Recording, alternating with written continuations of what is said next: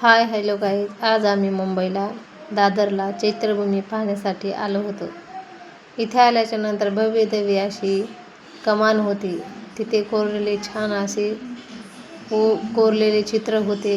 त्याबरोबर आम्ही जात होतो तिथे चैत्यभूमीकडे. तिथे गौतम बुद्धाचे फोटो, डॉक्टर बाबासाहेब आंबेडकरांचे फोटो, तसेच सर्व प्रकारचे पुस्तके होते. डॉक्टर बाबासाहेब आंबेडकरांनी आपल्यासाठी खूप काही केले आहे. लाखो घरांचा उद्धार झाला आहे. दीनदुबळ्यासाठी खूप झटलेले आहे. जगण्याचा अधिकार दिला आहे. त्याबरोबर शिका, संघटित व्हा आणि संघर्ष करा हा संदेश दिला आहे.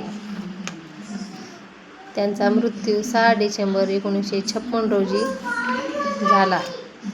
महापरिनिर्वाण हा शब्द वापरला जातो. या दिवशी चैत्यभूमीवर लाखो भीम अनुयायी जमा होतात. हस्तकलेश व प्रतिमेस अभिवादन करतात, त्यांचे दर्शन घेतात. इथे आल्याच्या नंतर अशी भव्य दिव्य असे अशोक स्तंभ आहे आणि सदैव जळणारी ही ज्योत होती. इथे आल्याच्या नंतर त्याच्या बाजूलाच मोठा असा समुद्र आहे. समुद्र पाहण्यासाठी खूपच गर्दी आहे.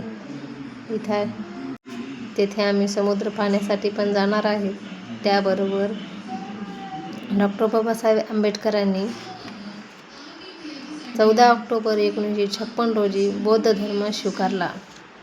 आम्ही इथे आल्याच्या नंतर मेणबत्ती घेतली, फुले घेतली, तिथे अभिवादन केले.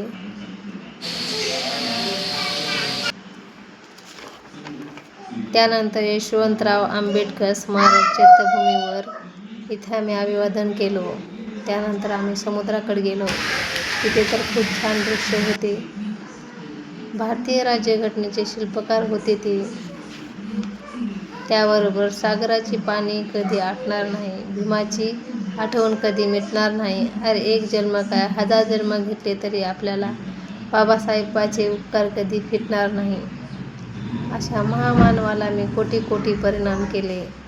आणि आजचा ब्लॉग तुम्हाला कसा वाटला मला कमेंट करून सांगा. आजच्यासाठी एवढंच. जय भीम.